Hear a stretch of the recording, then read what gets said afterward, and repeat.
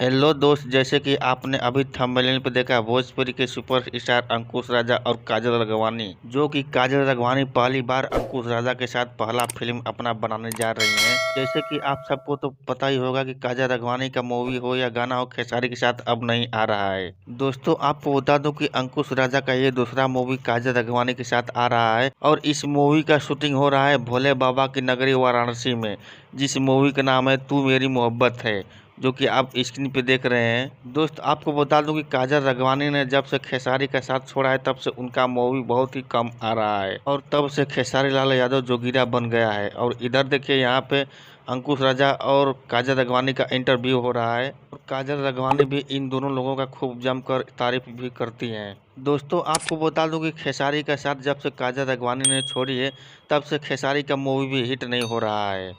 दोस्तों, आपको बता दूं कि इधर काजल राघवानी का भी शूटिंग खूब तेज़ी से चल रहा है, जो कि आप वीडियो में देख रहे हैं। जब खेसारी के साथ काजल राघवानी का मूवी आता था तो खूब जमकर मूवी चलता था। दोस्त, वीडियो को एक लाइक ज़रूर कर देना और हाँ, चैनल को भी सब्सक्राइब ज़रूर कर लेना।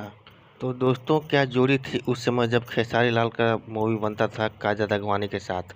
तो दोस्तों, अब देखिए अंकुश राजा के साथ काजल राघवानी का पहला मूवी, जो कि आप सबके बीच में गर्दा मचाने वाला है और इनकी जोड़ी भी क्या जच रही है, जो कि आप वीडियो में देख रहे हैं।